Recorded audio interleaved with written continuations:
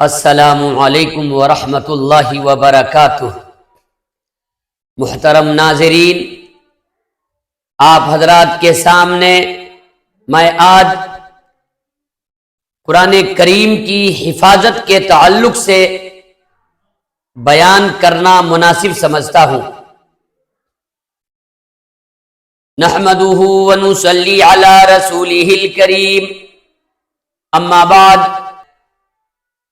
ہر سوال کا جواب قرآن میں ہے، قرآن میں ہے۔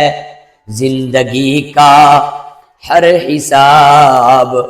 زندگی کا ہر حساب قرآن میں ہے، قرآن میں ہے۔ محترم برادران ملت، بزرگوں اور دوستوں، اللہ تبارک و تعالی فرماتے ہیں اِنَّا نَحْنُ نَزَّلْنَا الذِّكْرَ وَإِنَّا لَهُ لَحَافِظُونَ۔ اے میرے بندوں اور اے میری بندیاں، ہم نے قرآن مجید کو آسمان سے اتارا اور اس کی حفاظت ہم خود کریں گے۔ اللہ تبارک و تعالی نے قرآن مجید کی حفاظت کی ذمہ داری اپنے ذمے لی ہے۔ اگر دنیا کا انسان، کوئی بھی ظالم اور کوئی بھی دشمن اگر قرآن مجید کو ناقدری کی نگاہ سے دیکھے گا تو یقین جانیے پروردگار عالم اس کو بخشے گا نہیں، اور دنیا میں کسی کو نہیں بخشا ہے اور نہ بخشا جائے گا۔ میرے بھائیوں، بزرگوں، دوستوں، اللہ تبارک و تعالی نے قرآن مجید کی حفاظت کی ذمہ داری اپنے ذمے لی ہے۔ اس سے یہ بتانا چاہتے ہیں پروردگار عالم کہ اگر دنیا کی کوئی طاقت قرآن مجید کو بدلنا چاہے، اگر کوئی فرعون، کوئی شداد اور نمرود اور دنیا کا ظالم یا کوئی بھی اگر بندہ یا کوئی بھی بندی اگر قرآن مجید کی ناقدری کرے تو لوگوں کی ناقدری کی وجہ سے قرآن کی عزت کم نہیں ہوگی، اس لیے کہ جو اللہ ہمیشہ رہنے والا ہے، اللہ کی ذات ہمیشہ موجود ہے، اسی طرح قرآن مجید ہمیشہ موجود رہنے والا اللہ تبارک و تعالی نے بنا دیا ہے۔ قیامت بھی آئے گی تو ساری دنیا ختم ہو جائے گی، ساری چیزیں ختم ہو جائیں گی، لیکن قرآن مجید کے تمام حروف یہ اڑ اڑ کر کے اللہ کے پاس چلے جائیں گے۔ دنیا میں سادہ کاغذ اور سادہ نسخہ باقی رہ جائے گا، لیکن اللہ تبارک و تعالی کے نزدیک یہ تمام حروف اڑ کر چلے جائیں گے۔ پروردگار عالم کے نزدیک کوئی ایک حرف کو بھی کچھ نہیں بگاڑ سکتا ہے۔ میرے بھائیوں، بزرگوں، دوستوں، قرآن مجید کی حفاظت کے تعلق سے ایک واقعہ بیان کرنا مناسب سمجھتا ہوں۔ ہارون رشید بادشاہ جو خلیفہ گزرے ہیں، امیر المومنین، ان کا بیٹا ایک مامون خلیفہ امیر المومنین اور بادشاہ گزرے ہیں، جنہوں نے مسلمانوں پر حکومت کی۔ اسی مامون بادشاہ کے تعلق سے حضرت مولانا مفتی محمد شفیع صاحب رحمۃ اللہ علیہ نے معارف القرآن میں ایک واقعہ نقل فرمایا ہے، اور وہ واقعہ یہ ہے کہ ہارون رشید کے بیٹے مامون خلیفہ، مامون بادشاہ، ان کو بہت زیادہ یہ بات پسند تھی کہ ان کے دربار میں علمی گفتگو کبھی کبھی ہوتی رہے، علمی بحث و مباحثہ ان کے دربار میں ہو، یہ بات ان کو بہت پسند تھی۔ ایک موقع پر علمی گفتگو کے لیے، بحث و مباحثہ کے لیے، علمی مذاکرہ کے لیے وقت طے پایا تو اس موقع پر ایک یہودی بھی آ کر کے مجلس میں شریک ہو گیا، اور مجلس میں آنے کے لیے کوئی قید یہ نہیں تھی کہ یہی آئے گا اور وہی آئے گا، ہر اہل علم کو آنے کی اجازت تھی۔ چنانچہ یہودی آ کر کے مجلس میں شریک ہوئے، علمی گفتگو چلتی رہی۔ جب مجلس برخاست ہوئی، خلیفہ مامون نے، بادشاہ نے پوچھا کہ بھائی آپ شکل و صورت سے ایسا لگ رہے ہیں کہ آپ اسرائیلی ہیں، آپ یہودی ہیں، تو کیا آپ اسرائیلی ہیں، یہودی ہیں؟ اس آدمی نے کہا کہ خلیفہ مامون، ہاں میں اسرائیلی ہوں، یہودی ہوں، میں بھی مجلس میں شریک ہو گیا تھا۔ مامون بادشاہ نے، امیر المومنین مامون نے فرمایا کہ بھائی اگر تو اسلام کو قبول کر لے گا تو میں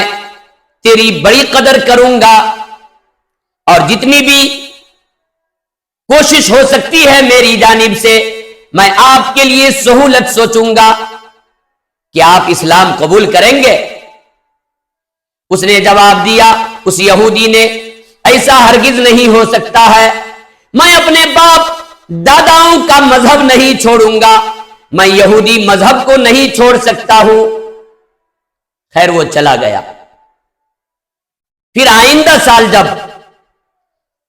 علمی گفتگو کے تعلق سے، مذاکرہ کے تعلق سے جب مجلس قائم ہوتی ہے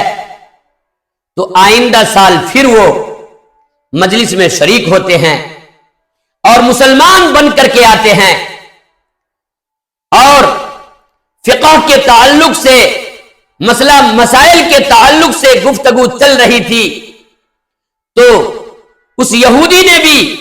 جو مسلمان ہو کر کے آئے تھے حصہ لیا اور فقہ کے موضوع پر بہت شاندار گفتگو کیا اور تقریر کیا۔ مامون بادشاہ نے اس سے فرمایا کہ بھائی گزشتہ سال تو ایمان لانے سے میرے پاس انکار کیا تھا، لیکن بتا کہ کیا وجہ بنی اور کیا سبب بنا تیرے اسلام لانے کا؟ آج تو مسلمان ہو کر کے شریک ہوا ہے۔ کہا کہ بادشاہ حضور، میں آپ کے نزدیک سے گزشتہ سال گیا تو میں دنیا میں لوگوں کے دین اور مذہب کے تعلق سے تحقیق میں پڑ گیا کہ کون سا مذہب سچا ہے اور کون سا مذہب غلط ہے۔ میں نے اپنے دل کے اندر یہ ٹھان لیا کہ یہودی کی کتاب توریت ہے، میں توریت کو رد و بدل کر کے لکھوں گا۔ میں بہت بہترین کتابت کرنا بھی جانتا ہوں، تو میں نے توریت کے نسخہ کو رد و بدل کر کے لکھا اور 3 نسخے لے کر میں کنیسہ گیا، یہودی کے عبادت خانے میں گیا اور میں نے دے دیا، تو ان لوگوں نے کچھ بھی جانچ پڑتال نہیں کیا اور بلا چوچرا کے توریت کے 3 نسخے کو لے کر وہ بخوشی منظور کر لیے۔ میں نے فروخت کرنے کی نیت سے گیا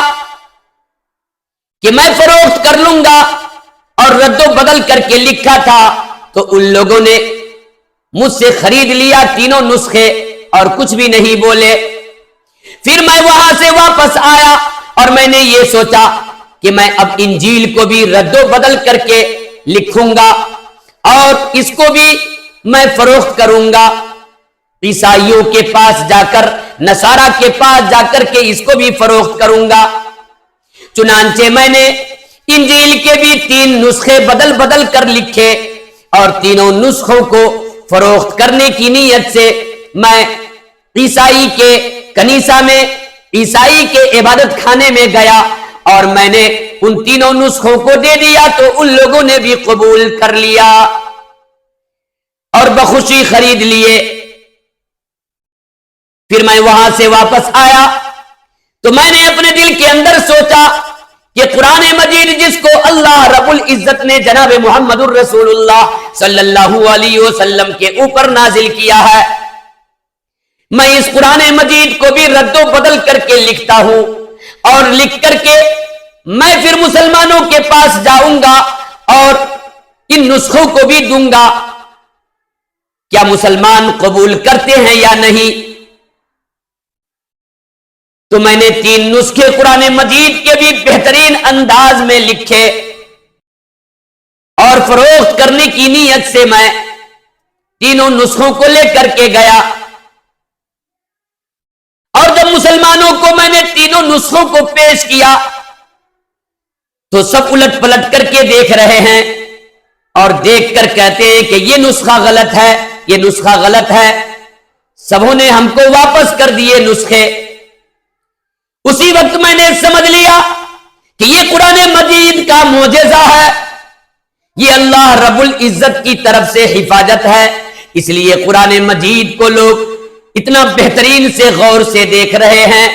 اور قرآن مجید کی محبت لوگوں کے اندر اتنی ہے کہ غلط چیز کو پہچان لیتے ہیں اور کہتے ہیں کہ یہ نسخہ غلط ہے۔ میں نے اے مامون بادشاہ اسی وقت یہ دل میں تمنا ٹھان لیا کہ جب تک میں اس قرآن مجید کو گلے سے نہیں لگاؤں گا اور جب تک میں اس قرآن مجید پر ایمان نہیں لاؤں گا، اور ایک رب جو اللہ رب العزت ہے اس اللہ پہ جب تک میں ایمان نہیں لاؤں گا تو مجھے چین نہیں ملے گا، مجھے سکون نہیں ملے گا۔ میں نے اپنے دل کے اندر تمنا کر لیا اور میں نے اسلام کو قبول کر لیا۔ یہی سبب اور وجہ ہے اسلام لانے کی اے مامون بادشاہ۔ میرے بھائیوں، بزرگوں، دوستو، دیکھا آپ نے کہ ایک آدمی جو یہودی مذہب کا تھا، یہودی دین پر چلنے والا تھا، توریت کتاب کو پڑھنے والا تھا، موسیٰ علیہ السلام کو نبی ماننے والے تھے، ایسا آدمی جب آ رہے ہیں تو کیا کہہ رہے ہیں کہ میں نے قرآن کی عزت اور عظمت کو سمجھ لیا کہ مسلمان اس کے اندر تحریف ہونے کو، رد و بدل ہونے کو برداشت نہیں کیا اور کہا کہ یہ غلط ہے، اس کو نہیں لیں گے ہم، یہ قرآن مجید میں بدل دیا ہے۔ بزرگان محترم، ماں اور بہنوں، آج قرآن مجید کو کوئی بدلنا چاہے گا، اگر کوئی ناقدری کرے گا، چاہے مسلمان کیوں نہ ہو، تو اللہ تبارک و تعالی اس کی سزا ضرور دے کر کے رہیں گے۔ اس لیے مسلمانوں، قرآن مجید کی عزت کریں، اونچی جگہ پر رکھیں، اچھے مقام پر رکھیں، قرآن مجید کی تلاوت کریں، اپنے بھی سیکھیں، بال بچوں کو بھی سکھوائیں اور تعلیم دیں اور تعلیم دلوائیں۔ یہ قرآن مجید کی عزت ہے اور حفاظت ہے۔ اللہ تبارک و تعالی نے ہر دور میں اس قرآن مجید کی حفاظت کروایا ہے اور کرا رہا ہے۔ میرے بھائیوں، عزیزوں، بزرگوں، دوستوں، اس لیے شاعر نے کہا ہے، ہر سوال کا جواب ہے قرآن میں، ہر سوال کا جواب ہے قرآن میں، قرآن میں زندگی کا ہر حساب ہے، قرآن میں زندگی کا ہر حساب ہے، قرآن میں۔ اللہ تعالیٰ نے ہر چیز کا سلیقہ، طریقہ قرآن میں رکھ دیا ہے۔ میرے بھائیوں، بزرگوں، دوستوں، اس لیے قرآن مجید کو ہمیشہ عزت کی نگاہ سے دیکھیں اور اس کی قدر کریں اور اس کے مسئلے پر چلیں، اس کی تلاوت کریں اور اس کو خود سیکھیں، دوسروں کو بھی سکھائیں۔ اللہ تبارک و تعالی ہم سبوں کو قرآن مجید کی برکت سے اچھی زندگی عطا فرمائے اور اس کی قدر کرنے کی توفیق عطا فرمائے۔ وآخر دعوانا ان الحمد للہ رب العالمین، والسلام علیکم ورحمۃ اللہ وبرکاتہ۔